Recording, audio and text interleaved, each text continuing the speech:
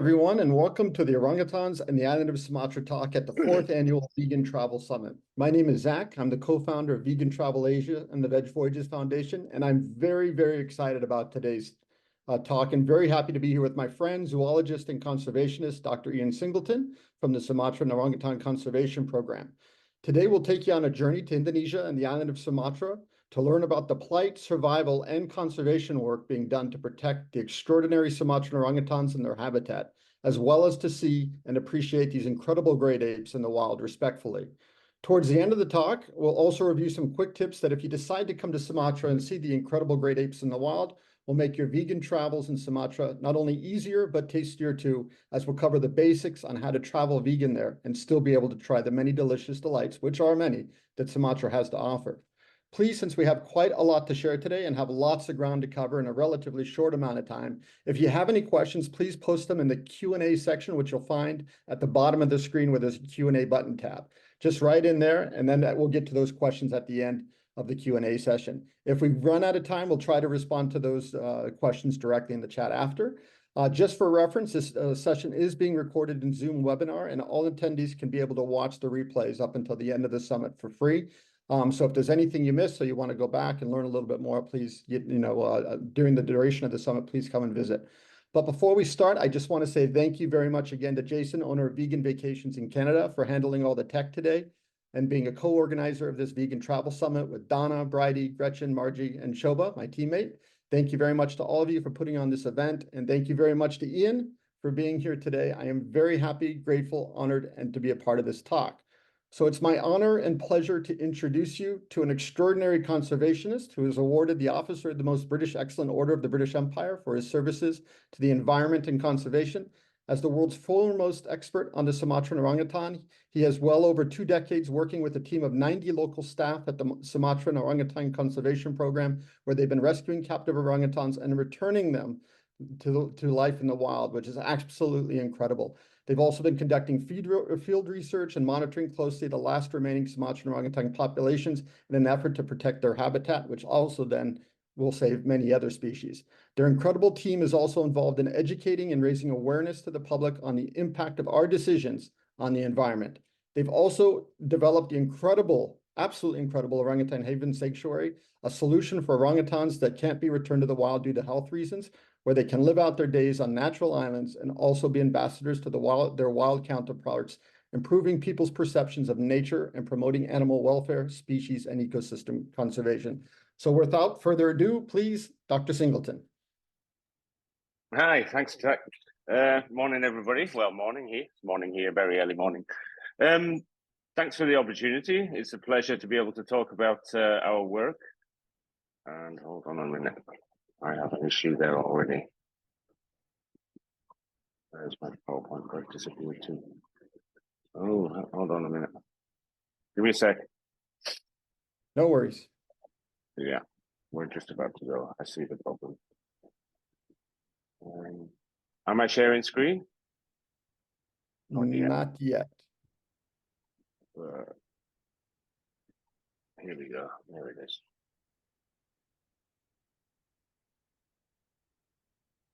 It's about to go. Oh, there we go. Perfect. There we Excellent. go. Okay, thanks everybody. Sorry about that. Thanks for the opportunity. I'm going to try and explain basically what we do in terms of orangutan conservation here, but also some of the bigger issues, basically why we need to do it. And then, as Zach mentioned, just give you some highlights of this new Orangutan Haven project that we're developing, and we hope to be a major sort of tourism asset for the region in the coming years. So I'll crack on, and I'll start at the beginning. For those of you who have maybe not as familiar with orangutans as I am, what is an orangutan? So basically, there were always 2 species. So 2 subspecies recognized many years ago, and now they're recognized as species. So we have orangutans, Sumatran orangutan on Sumatra and the Bornean orangutan on neighboring Borneo, but orangutans don't occur anywhere else outside those 2 islands. And you can see on the right, the Sumatran orangutans with those beautiful yellow beards, much better looking than the Bornean orangutans on the left with this kind of straggly dark brown things. And then a few years ago, there was a population that we'd been studying and documenting for a couple of decades, and then we figured out after some genetic studies that they're justified being described as a new species. So we have a third orangutan species now, the Tapanuli orangutan, which I'll mention as we're passing. So that now we have these three species. We have the Bornean on Borneo, the Sumatran in the northern end of Sumatra. If you see on the little map on the left, the little red area. And then we have a tiny little orange area just south of Lake Toba, which is home to the Tapanuli orangutan. And all three species are considered critically endangered by the IUCN Red List. What's the main problem for orangutans here? Well, there are many, fragmentation of habitat, mining and everything, but the big reason for land conversion for habitat loss here is the palm oil industry. And if you come here, you'll drive through many, many hours of nothing but monoculture palm oil landscapes. And if you see on the top right, you can see how when they clear forests to plant palms, they don't necessarily do it systematically. You often end up with these fragmented blocks with animals in there, and then you end up with orangutans and other species having to run across the landscapes. And the reason for this is obviously because we all keep buying this stuff. It's in so many different food products and cosmetics and all these other things in the supermarket that even if you do try and avoid buying palm oil, it's not easy to do. You're going to have it somewhere. But the problem for the orangutans and all the other animals, of course, is that to go to a monoculture palm oil plantation from the forest, you basically have to destroy everything that's there. You chop down the trees, you burn it, you kill just about everything that lives there, including termites and ants, and anything that does survive obviously ends up roaming around the landscape, trying to eke out a living, and that's when they come into people, and that's when they get shot at. You see the X-ray on the top left with the air rifle pellets, and they get clubbed to death. And the guy in the bottom right, I believe in Borneo, had petrol poured over him and was burnt alive. So what do we do about this? Well, as Zac mentioned, we run a thing called the Sumatran Orangutan Conservation Program. We set that up in 2001. And the main aim at the time was to deal with these illegal pets and get them, rehabilitate them and try and reintroduce them to the wild. But we've now grown over the years to approaching 200 people in about 10 different field sites. And these include reintroduction centers. You can see in the far north, Ganto, and in the far south, Jambi. Those are reintroduction sites. And we have research stations, we have education centers, we have habitat monitoring stations, and the quarantine and the haven as well near Medan. Now, these are the kind of animals that we were initially dealing with, confiscating with the authorities, illegal pets, often kept in cages like this or chained by the neck or the ankle or something. But I always remind people that these are, you know, when people see these pictures, they go, oh, the poor thing. But I always remind people that these are the lucky survivors. So you tend to have more illegal pets in areas where there's active habitat loss going on. So the parents are being killed. You know, orangutans are roaming the landscape. If a female is in somebody's garden stealing durian, they might kill that. And if the baby survives, it's those kind of infants that end up in captive hands. So these are the lucky survivors from populations that have been annihilated. And because of that, I often refer to them as refugees. So the definition of a refugee is somebody whose homeland is no longer available to them. And that's definitely the case with most of these orangutans. They come from forests that don't exist anymore. So when we get these animals, we bring them to our specialist quarantine center just near Medan. We have full medical procedures there. We have to take x-rays, check for hepatitis B, tuberculosis. We give them tattoos and ID. And then they start the rehabilitation process in some of these cages. Once they go through an initial quarantine period, and once they go through that, then they're introduced to other animals about the same age, and they start to learn how to be orangutans again. Some of them have been in captivity alone for many years. And then those that we can still handle, we get out into the forest in the area as well, so they can learn all the skills they need, like climbing and falling and finding food in the forest and all these different things. And then we're lucky enough here in Sumatra to be able to reintroduce them into the wild, and we're actually creating new wild populations. The first one we started down in Jambi in the far south in 2003. We've now released over 200 individuals into the Bukit Kepulauan National Park there. And then in 2011, we started reintroductions in the far north of the island in Janto. We've now released over 150. And in both those locations, we're gradually creating brand new genetically viable wild populations, because these forests, there are historical records of orangutans in these forests, but not in sort of living memory. Well, not in the last 100 years or so. And so we're actually creating new wild populations. And I think we're the only people in the world who are creating new genetically viable wild populations of a great ape species. We still have a way to go. We need to release enough animals so that we have around 250 surviving and reproducing orangutans in both of those locations. So because they don't all make it, that means releasing around 350 in each. So we've still got another 10 to 15 years to get to where we want to be. And we don't just let them go in the forest and say goodbye. We have full teams up there monitoring them locally in the area, but we also have teams that go out into the distant forests and camp there and record orangutan nests and take photographs of orangutans they find, so we can find who's still alive and who's where and who's done what and all those kind of things. So how many orangutans remain in Sumatra? We carried out the first ever sort of surveys of an entire great ape species distribution back in 2009, 2012, and with over 250 transects. You can see on the left here, all those dots represent a transect. And when you have a team going into the field to determine densities, you can, if you want to, orangutans are at such low densities that surveys of the animals themselves is quite difficult. So we survey their nests, and if you know how many nests they make in a day and how long the nest survives in the forest, you can convert that data into an estimate of the actual density of orangutans themselves. So for the Sumatran orangutan, you can see on the right there, that's mostly occurs within this purple boundary. And the purple boundary represents the Losa ecosystem, which is a 2.6 million hectare sort of conservation forest. Yeah, it's not a national park, but it has the status of protection to a degree. And so most of the Sumatran orangutans, around 13,500, still remaining mostly within the Losa ecosystem. They're an endangered species, but they're mostly in the province of Aceh as well, which years ago nobody would have heard of, but because of this tsunami, most people know roughly where that is. Now, people often say, like, 13,500, Ian, why are you worried about them? I remind them that Barcelona's football stadium seats 100,000 people. So all the Sumatran orangutans in the world would sit quite easily behind the goal at one end of the stadium. So the next time you see Barcelona lining up a penalty, remember that backdrop there behind the goal is all the Sumatran orangutans in the world.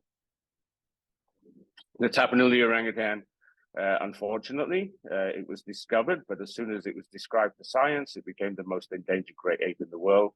There are less than 800 remaining, and they're only in this Batang Toru ecosystem south of Lake Toba, and it's listed as one of the world's top 25 most endangered primates. So we need to do a lot of work to make sure they have a future.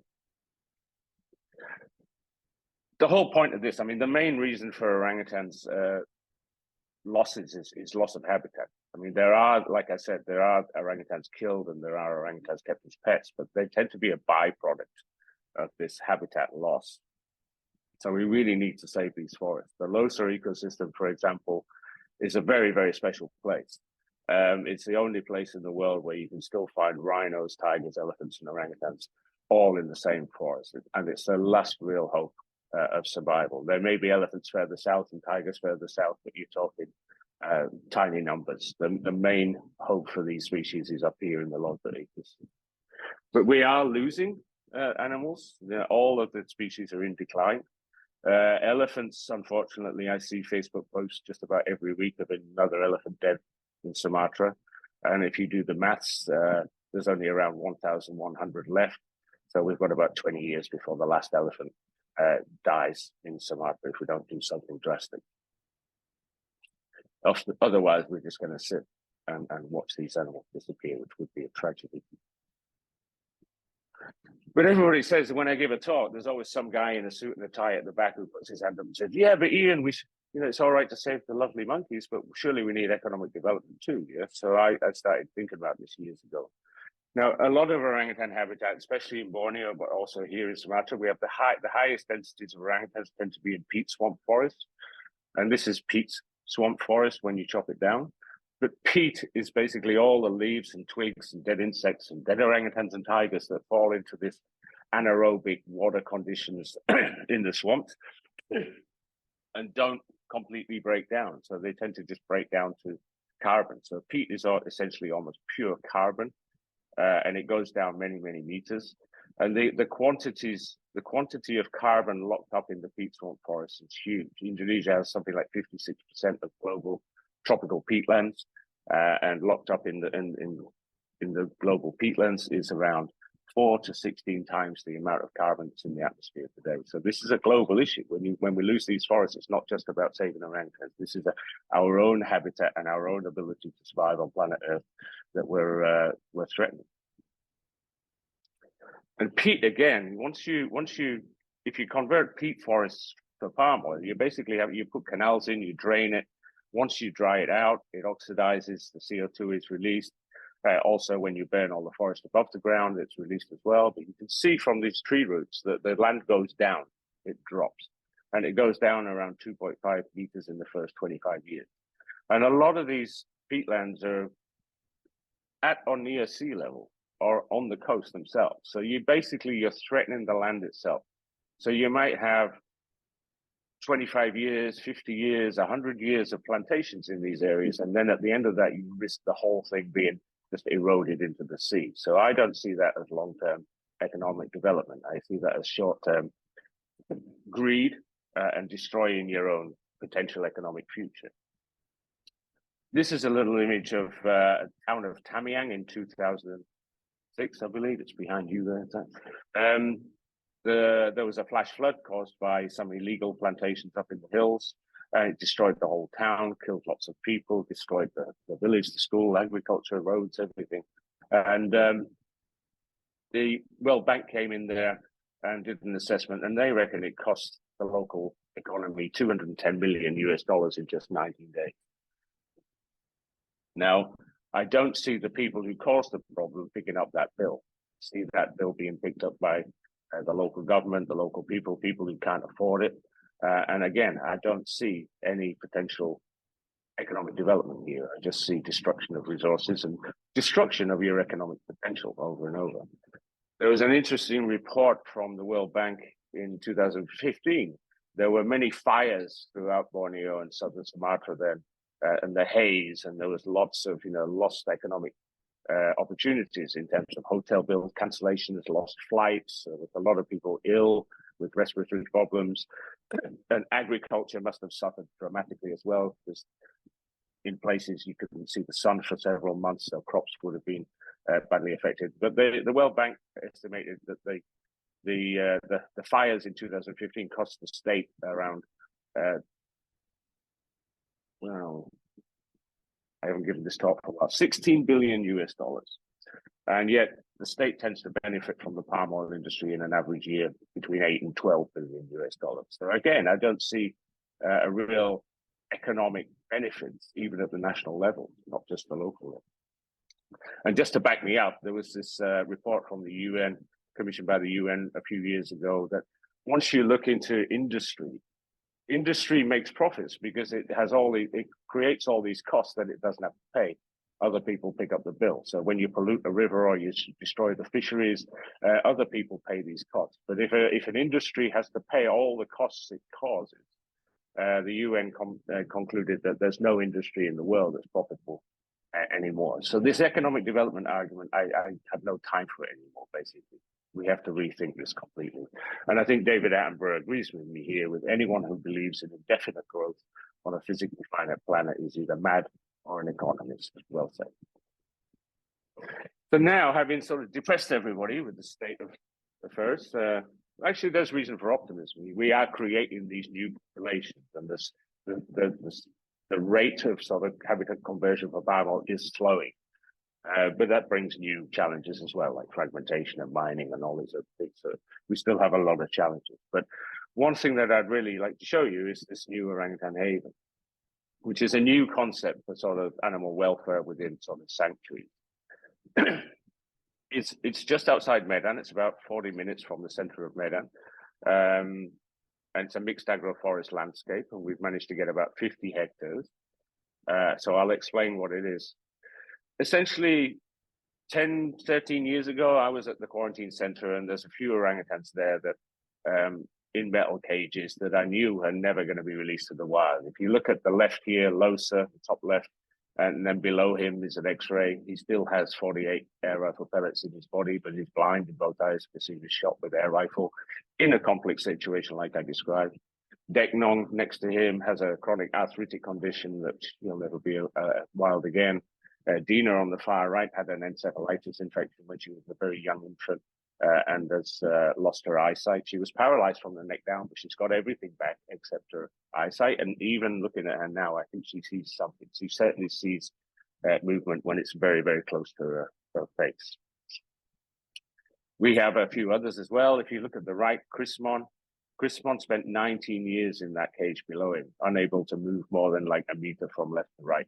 And so he has lots of physical traumas and psychological issues as well. He's very obviously agoraphobic, as we're finding out. So we managed to get this haven, and the goal was to build these islands to give these animals a better quality of life. But because we managed to secure 50 hectares, there were 19 families wanted to sell at the same time. Our vision for the haven is so much bigger than that now. We really see the education potential and the potential to generate revenue that we can then use in the conservation work that we're doing here and in other places. So we have ideas for ecology center, education center, nature trails, restaurant, all these other things. This is what the valley looks like. We've managed to build that over the last sort of 6 years. It's a series of islands, and each island has access into a house for the orangutan, so they can get out of the rain, and we can check on them and give them medication and things if we need to. This is another little view down the valley. There are 9 islands. We've got 8 orangutans that we want to put in there. 2 of them we can pair up, so we need 5 islands. And then you can see this house in the middle here, this big round one. Within the houses, there's holding facilities, but they don't need to be in there very long. If they want to come in and spend the night there, they can. If they don't have. This is just an aerial view of Losas Island, the smallest, one of the smallest of the islands. But that was our first one, and this is a ground level view. Now, I've got a few little videos. Oh, before we get to the video. We also see the haven potential for other species conservation programs too. So we've built 24 aviaries. We're working with the IUCN Asian Songbird Trade Specialist Group. And we've got 5 species that we want to focus on. The Nias minor, which is extinct in the island of Nias, Sumatran laughing thrush, straw-headed bulbul, which is heavily collected for its song, and the murai batu from the offshore islands as well. So these are Sumatran endemics that are at risk of total extinction, because even if people are keeping them and breeding them, they're breeding a male from Sumatra with a female from Malaysia and blah, blah, blah. So we're losing all these endemic sort of races and subspecies. The biggest potential of the haven moving forward is its education potential. We're already bringing in school groups. We've designed curricula modules that match the national curricular needs. And we're getting a lot of interest from that, even though we're not really open yet. But the big potential is changing the perceptions and behavior of not just school kids, but also a lot of these big businesses and palm oil companies. They all have their headquarters in Medan. And if we can get these people coming to the restaurant and come to the haven on a regular basis, we can really start to nibble away at their ingrained perceptions and change their behavior over the long term. Everything we're doing at the haven, we're trying to do environmentally friendly, sustainably. We're very capable with bamboo now. As you can see, we've got some spectacular buildings. We get universities coming up here, architectural schools coming up here to learn how to do this kind of stuff and all the processes. So we're leading the way in that as well. We're also generating electricity with solar and hydro. So we're able to teach and demonstrate sort of renewable energy as well. We have ambitious plans for a rainforest exhibition center where people will learn about rainforest ecology and all these different things, if we ever get the money to build it. And we have some really nice designs, very detailed designs for a restaurant, which is going to be a big revenue generator that we can then plow back into the welfare of the orangutans and the quarantine center and the other conservation programs as well. So these are all things that we want to do. But as an NGO, we don't have the money yet. We need to raise the money to build them. So where are we at in terms of the orangutans? Well, this is some of the pictures of the orangutans coming out of the quarantine, which every time we've done that, that's a big day for us. We get a real thrill taking animals out of these metal cages. I mean, some of the cages are quite big, but they're still metal cages. And if you imagine that Losa, 10 years ago, I was sat in front of him and I thought, my God, are you going to spend the next 40 years of your life in this cage? Or can we do something about it? So we did something about it. And this is Losa. At the very first time we opened the door, look at that huge animal there coming out that little door. Hasn't been out of a cage in 15 years. See how he put his hand up on the wall there to see if there was metal bars there? And then he's totally blind, remember, right? So he gets to the end of the bridge. He feels the grass. He hasn't felt grass in years. He smells it. Totally blind. He's mapping. He's finding out what's around him. But just look at that image. When you see the metal cages you just saw, when the day that we opened the door and he came out there, it was like, oh my God, emotions everywhere. And he walks across, right? And you can see a second from now, he bumps into this metal pole. There you go. So he now knows there's a pole there. He immediately sort of goes up and sees how high it is. Finds that cable. You see there, he's seeing how high the metal pole is, where it goes. He climbs up there. You'll see this again with the other orangutan. Then he goes back to the house. I think he's sat there thinking, "Oh my God, I don't want to get lost." He wants to go back and just make sure that that house is still there. Yep, still there. The door's open. All good. Yeah, and then he goes across, and then he goes up the rope, and brilliant. So this is Losa now. Just look at these images. I'm so used to seeing him in a metal cage that this is just spectacular to see a big animal like that having fun. And he's so relaxed. He was very frustrated before in the cages and a bit grumpy. Whereas in the island now, he's just completely relaxed. He's gone back to what he was as a kid. We have these raised nest boxes. They like to stay up there. Prismon, you remember the guy who spent 19 years in that metal cage? He's taken a long time to come to the belief that this island is for him.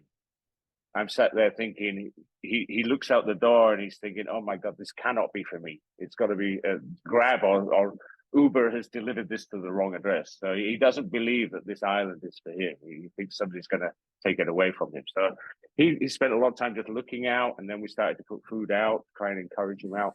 And he would come and sit on the bridge. And now we've got him sort of going as far as the first sort of metal tower, but no further yet, even after like 2 months.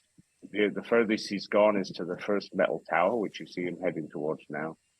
And he does that because we're putting food out there. And he only goes out, gets the food, and then he goes back in. So he's still very agoraphobic and unsure of himself, but over time, he will get that back. And we'll see him sort of climbing up on the ropes in 6 months or so.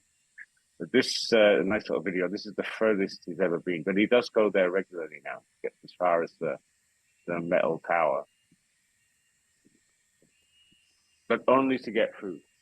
It's still sort of, yeah, I mean, imagine the trauma of spending 19 years in a box, not much bigger than your body, and then all of a sudden being able to access something like this.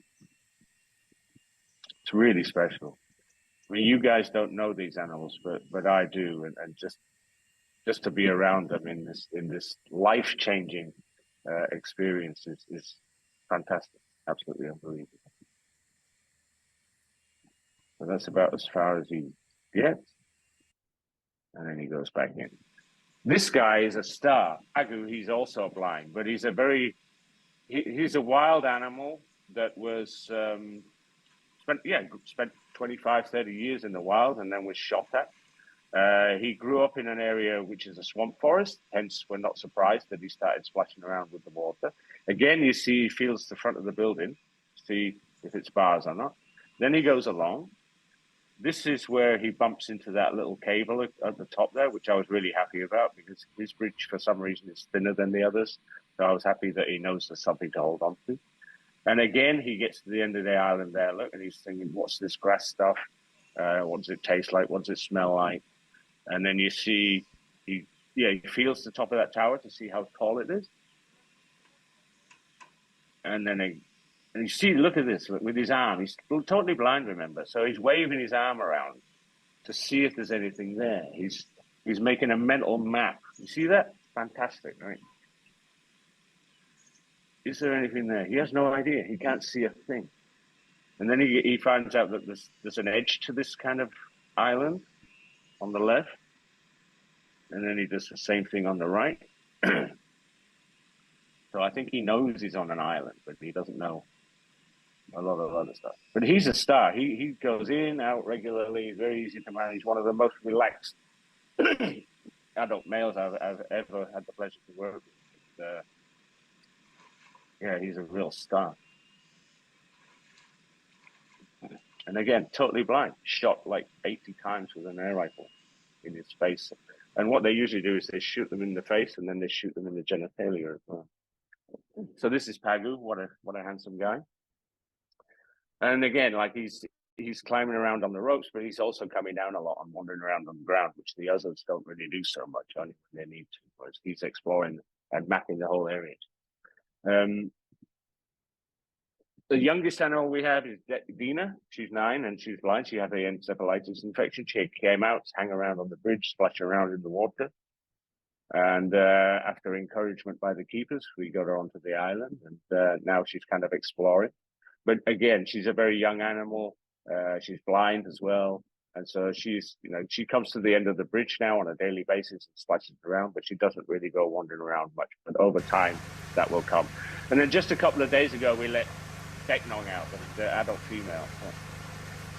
So she's scared the pants up. Again, look, she's checking what the building is made of. Can I climb it? Can I escape? And goes back in for a second.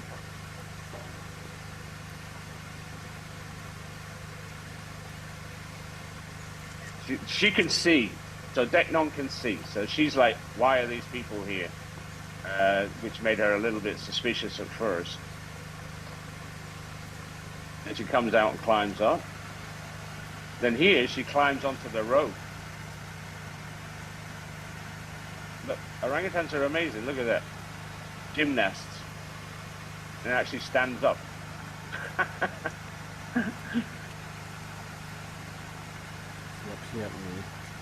Cool, yeah?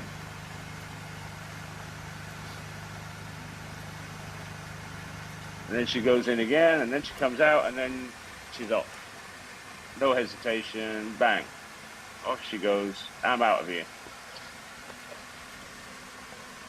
So again, the first time out of a cage for 12 years, something like that. Maybe more, 14 years. And now she's out, and she's spending her time up in the tower and moving around on the ropes and all these other things. But really spectacular to see these animals out. And after working 35 years with orangutans now and several hundred individuals, even I get really emotional when I see these animals out there. It's completely transformed their lives, and hopefully they're going to be there for many more decades. But look, Deknong hasn't climbed a rope for 15 years. Well, she has. Not ropes like this, but different types. Like I said, she has an arthritic condition, so some of her joints are not as good as they should be, but she gets by no problem.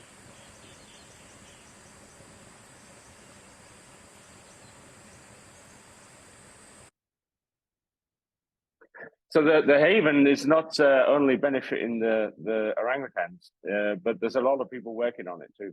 And we have a whole team of sort of technical laborers and keepers and gardeners and farmers. These are the women who run the organic farm that we have there, producing a lot of food that we use for the orangutans in the quarantine, the orangutans here, and also some of it goes to our Eco Lodge restaurant in Bukit Lawang. So these are the women that produce that. So thank you very much. I do have a 3-minute video if there's time. Zac, you tell me. There's time. Okay, so I'll just show a video. There's a documentary being made about the Losa ecosystem, and the director has kindly put together a little thing that kind of summarizes some of the things I've just been talking about. But let me play that.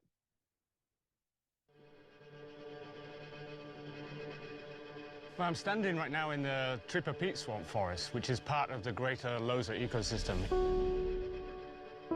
This used to be around 60,000 hectares, more than probably 150,000 acres of primary tropical peat swamp forest. 40-meter high canopy, full of orangutans, the highest densities of orangutans in the world. And yet, look at it now. It's a complete wasteland. Pretty much everything else that was living here before is now dead and extinguished. So when palm oil companies move into areas like this, they basically bulldoze everything. They chop down any valuable timber, bulldoze the rest, and then they'll incinerate it. And that basically kills everything that's living there.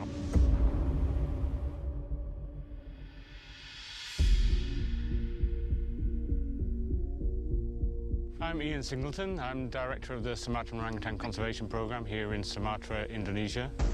The SOCP, as we call it, tries to tackle all aspects of orangutan conservation, from quarantine and rescue of illegal pets to their reintroduction in the wild, to form new populations of a critically endangered species, to research on wild populations, monitoring their habitat and their decline, and trying to protect their habitat from destruction. We know there's been a massive decline simply because the habitat has declined so massively. And so today, the most recent surveys that we carried out between 2009 and 2012, we know from that there's in the region of 14,000 orangutans left. And most of those are 85% are in the Losa ecosystem. The Losa ecosystem is probably the largest single contiguous block of forest left in the whole of Southeast Asia. It's a primeval forest full of an unbelievable amount of biological diversity. The eye catcher is the fact that it's the only place in the world where you still have Sumatra's megafauna living side by side. You've got the elephant, the rhino, the tiger, and the orangutan all in one place.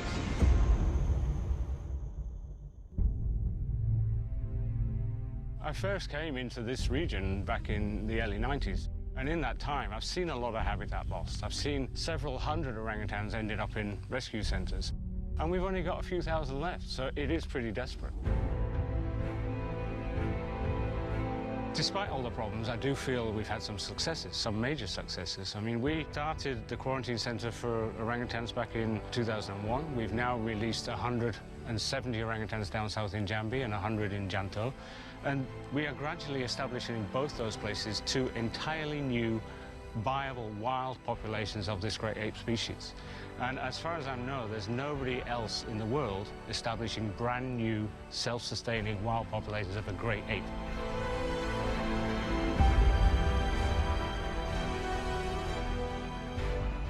I think what people need to realize is that they've never been as powerful as they are now. As a consumer, as an individual, you have never had the power to find out what's going on at the other side of the world and do something about it.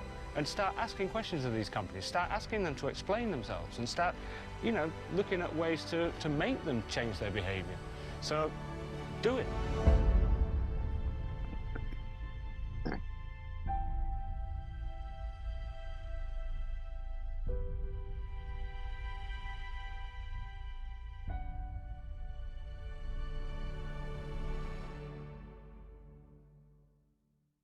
There you go. Thank you very much. Thank you very much, Ian. Thank you. I appreciate I'm it. on time as well, yeah? Yeah, but exactly, always. So, okay, thank you. We're going to do some Q&A at the very end, but I just wanted to go over, if you're looking to come to Sumatra to see the orangutans in the wild and to appreciate these incredible great apes in the wild respectfully, and visit the Orangutan Haven to help their cause, and of course the incredible work that the SOCP is doing to save this beautiful species and many others, we're going to just go over a few quick tips to make your vegan travels in Sumatra easier.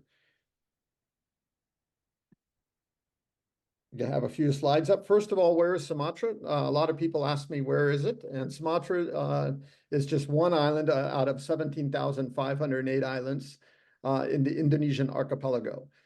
They spread out actually between 13 to 15 seas, depending on how you count it, between the Indian and the Pacific Oceans. In those waters is a major part of the spectacular coral triangle that is home to the highest concentration of marine species on Earth, with almost 600 species of coral, highest coral reef fish diversity, and 6 out of 7 sea turtle species in the world. We circled there Indonesia just for reference. And of course, most people know of Bali. When they hear, a lot of people don't know, sadly, that Bali is part of Indonesia. And again, just one of 17,508 islands. Indonesia is also home to incredible biodiversity above sea level too.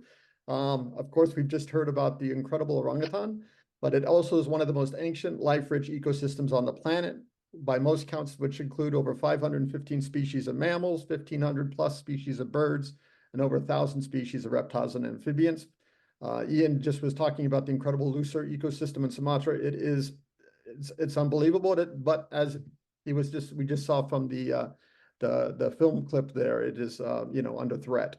And as mentioned, it is home to one of our favorite mammals, if we're allowed to have favorites, the orangutans, the Sumatran orangutans at that. Okay. It also is home to incredible cultural diversity. There's over 277 million people, actually, which makes Indonesia the 4th most populated country in the world, which most people don't know. So you have India, China, the US, and then India. It's also the 3rd largest democracy. It's home to over 360 different ethnic groups, 700 plus languages spoken, over 6 different religions practiced. And that's why the national motto is unity and diversity, which actually was believed to have first been penned back in the 14th century of an empire that was located on the island of Java, the Majapahit Empire. And that is still the same saying in today's Indonesia. It's also home to some great vegan food. It's the birthplace of tempeh. If you love tempeh, got to come to Indonesia. Tempeh is ate by most of the people around the country, at least on a daily basis, in one meal, and often, and especially with vegan friends that I know, in 3 meals a day. Indonesia's cuisines are as diverse as its population, from spicy sambals, but you have to make sure that you're careful on the spicy sambals because they're usually use their shrimp paste in it, to a countless variety of traditional veggie-based dishes. Fried, steamed, curried, tofu, tempeh, to a countless variety of noodles and rice dishes. There's just some photos. All those are traditional dishes that have been veganized. And Indonesia's cuisines are mouthwatering. And if you know how to order them properly, actually, or go to an all-vegan restaurant, they're out of this world tasty, especially if you like spicy food, even if you don't like spicy food, but spicy food. It's also home to one of the, most people don't know, fastest growing veg populations. The Euromonitor International Survey found that Indonesia has a 3rd highest rate of vegetarianism growth. The IVS survey in 1998 found just over 50 veg restaurants in Indonesia. Now there's over 1,000. Happy Cow itself lists over 1,000 vegan and veg-friendly listings alone. There's 169 veg restaurants in Bali, 188 veg restaurants in Java, and Medan, where Ian is the city to fly, and also where you would fly into to see the Sumatran orangutan, has over 44 vegan and vegetarian restaurants in the city alone.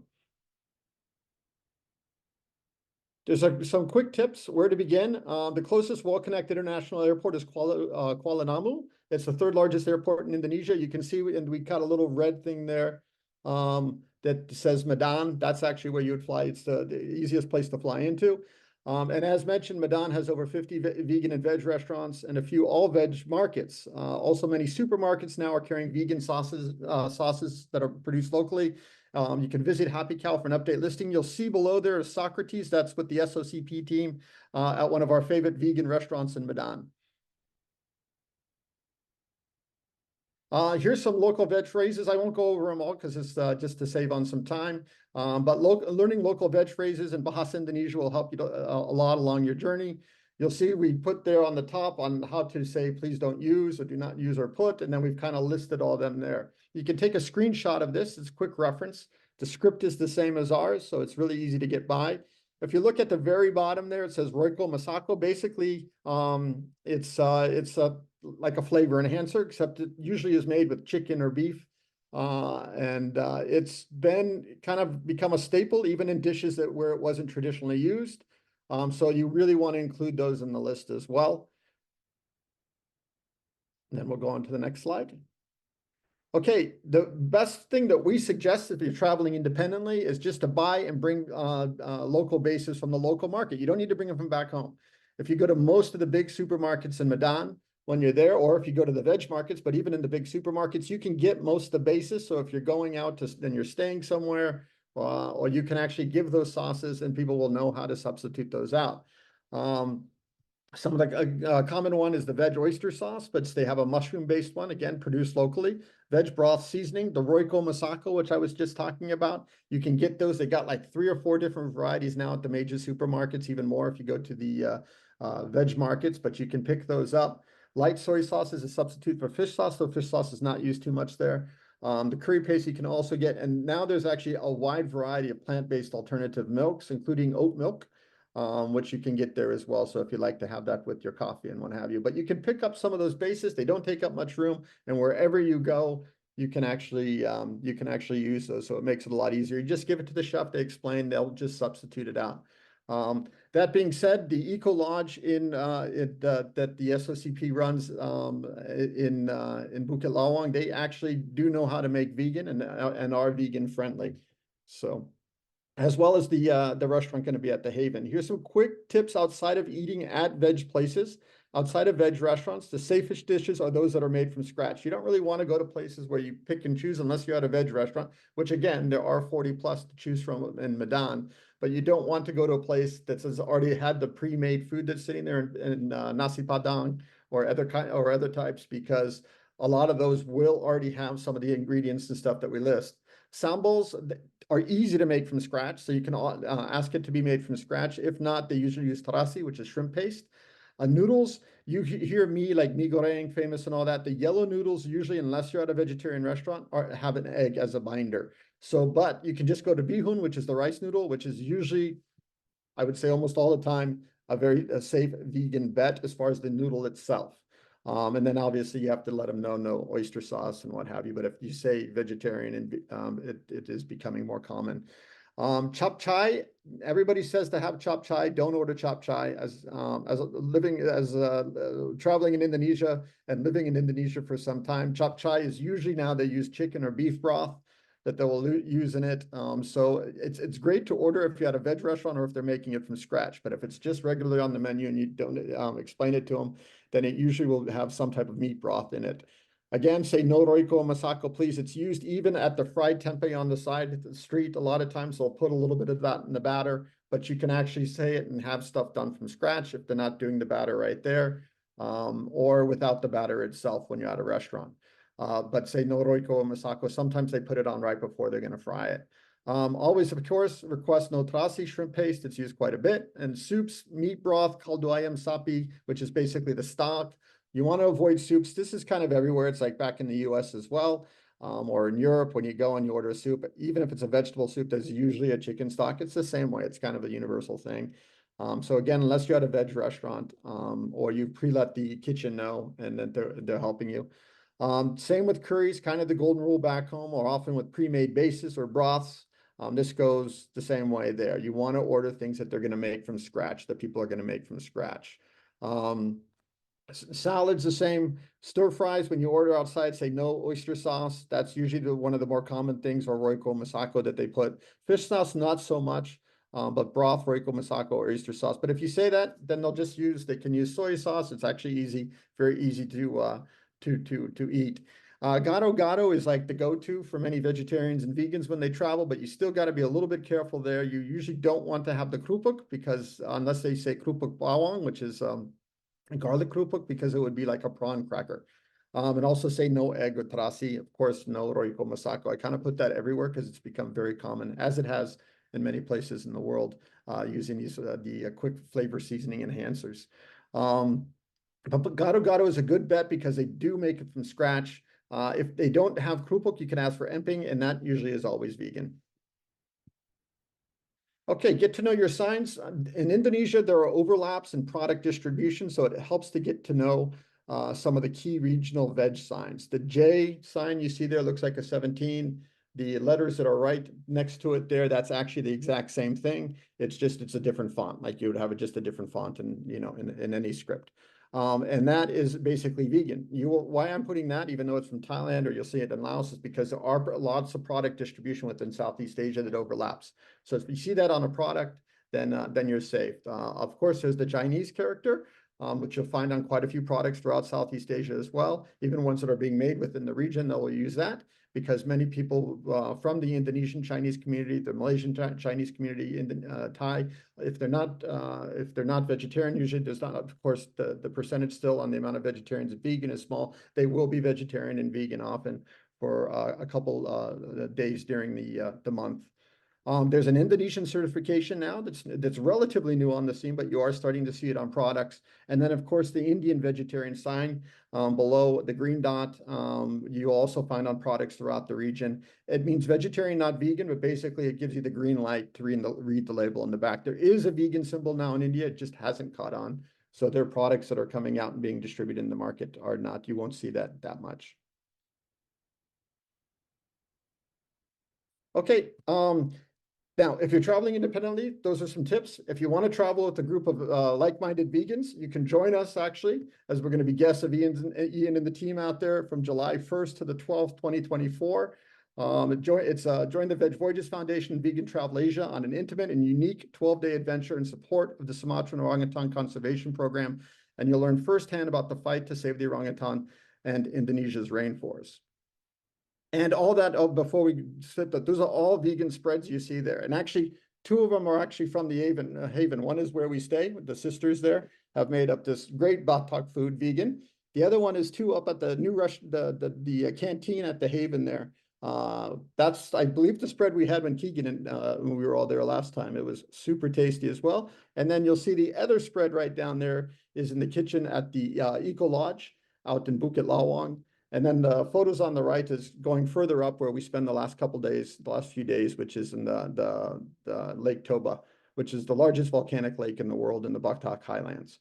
And then there's all the team there that you saw on the left, with Gil, and getting ready to go out and do some work. I think we did a lot of tree planting. So I just wanted to say before we get into some questions that terima kasih banyak-banyak. Thank you very much.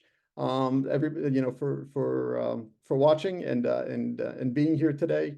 There's some information right down there for the Sumatran Orangutan Conservation Program, the Instagram, as well as the Orangutan Heaven, so you can keep up to date on the incredible work that they're doing. We have a few questions that came in, so I think we'll go to those real quick. We have a few minutes left. Okay, this is a very common question, and you hear this all the time, Ian, I'm sure. Is there such thing as sustainable palm oil? No. There is a label, one produced by the RSPO. So the RSPO was basically WWF years ago, got together with Unilever, and they came up with this idea to have a roundtable panel discussion on ways to make the industry a little bit less damaging. One of the things they came up with was a certification scheme for what they call sustainable palm oil. And the certification scheme is basically involves environmental aspects, also social, human rights, and chemical and all this kind of stuff. And if you get that, you can certify your palm oil as sustainable under the scheme. The actual product you receive at the end of the market is not the same product. It's what they call a book and claim. So somebody produces so many tons of sustainable palm oil here, and then it just gets mixed with all the other palm oil and put on a ship. And if it's like a chocolate company wants to claim using sustainable palm oil, they will pay for the certificate, but the actual product in their chocolate won't be the sustainable palm oil. But is it sustainable or not? No. I mean, I read a book many years ago called by Tony Juniper, I think, called "What Has Nature Ever Done for Us?" And he goes on about soil in detail in one of these chapters. And I'm thinking, why is he going on about soil so much? And at the end of it, he sort of says, so basically, we're destroying soils faster than they're being created, and that goes for pretty much every agricultural system on the planet. And the same is with palm oil. So I think there's probably no such thing as a sustainable carrot either, but there's certainly no such thing as sustainable palm oil. Very good. Now, another question, and I'm sure you've heard this one before as well. Should palm oil be banned, and are there more viable options for what palm oil provides?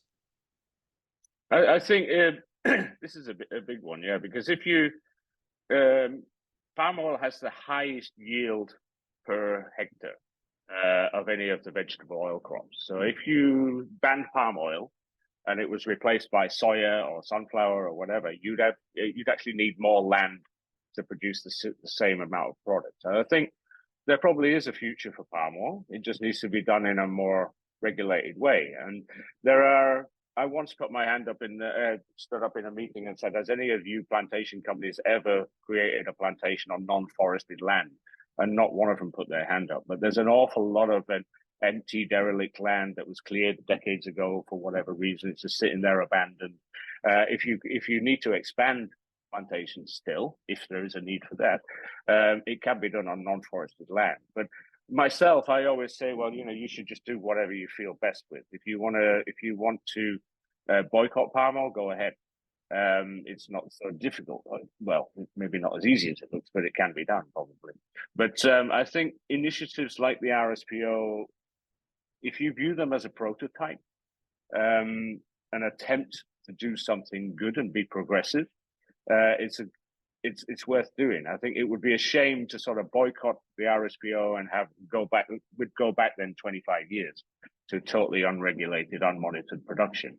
Whereas now at least we have a production system where NGOs, communities, banks, retailers can all sit there and have dialogue and come up with ideas. But it comes down to the individual. If you want to boycott it, go ahead.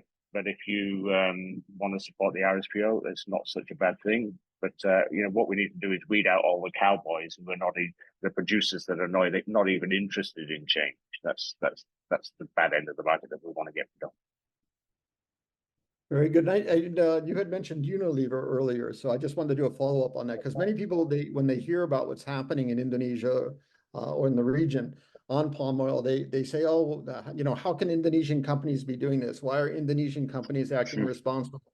If you could obviously Unilever, if they were being involved in something like that, they obviously had, among others, had a hand in this. So if you could just kind of shed a little light on that.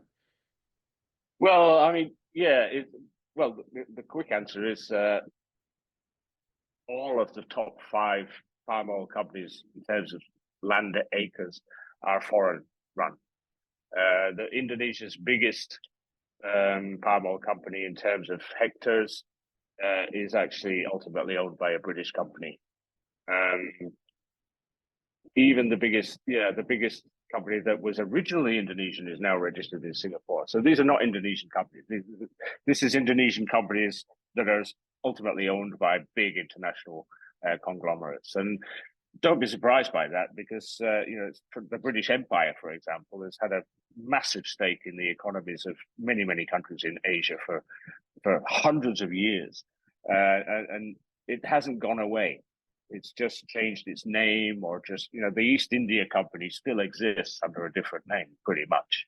I mean, there's legal things to think about there, but essentially, agriculture in places like Indonesia is still very much run by the Brits, with a bit of help from Malaysia and America as well. Thank you. We're actually running out of time, but we have a question from Sharon. Ian, can I share this information on our Facebook group page of all the information you provided today? Yeah, pretty much, as long as you don't name companies. Okay. Understand.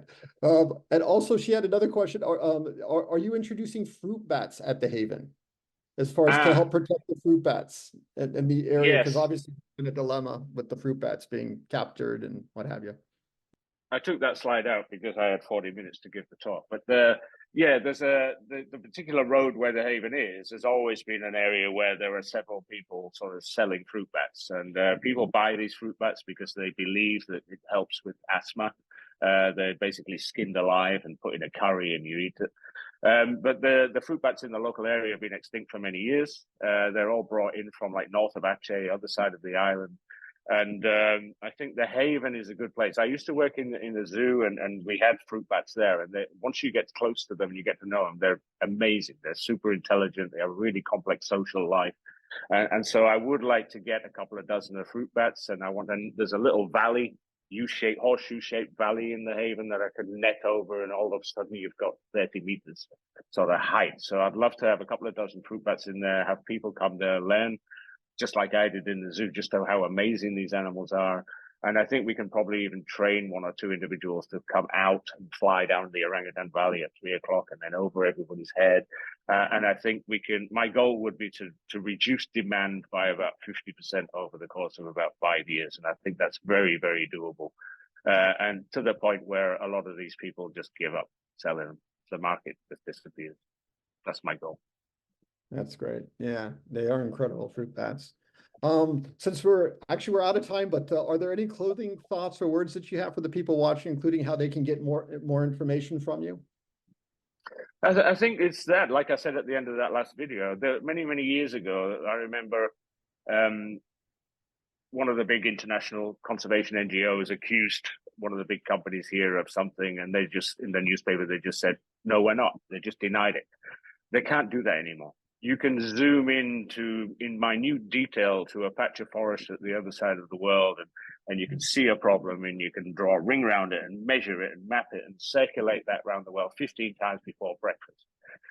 So the world has changed. People have to be accountable, but they're only going to be accountable if people actually look at them and investigate. And so just pay attention. And if you hear something, you can virtually go there and have a look with your own eyes and see what's going on. And then you can write to these companies and ask them questions. But companies will not change without people asking them questions. And so that's our job, to keep pulling them up. But you've got to look at what's going on. Very well said. Very well said. So thank you very much, Ian, for all the great information you shared with us today and for the incredible work you and your team are doing. I know how tirelessly, I know how you all work very much nonstop all the time. So thank you for taking the time to be here this morning. I just want to say even at 7 o'clock in the morning. Exactly. I just want to say also thank you very much for everyone for joining us today. We much greatly appreciate it. Thank you very much, Jason, for running the tech again today. You always do a great job doing that. It's been a real honor to have joined you all today in this discussion. And please, wherever you are in the world, please stay safe, try to keep healthy, and most of all, please be kind and look after one another. Take care.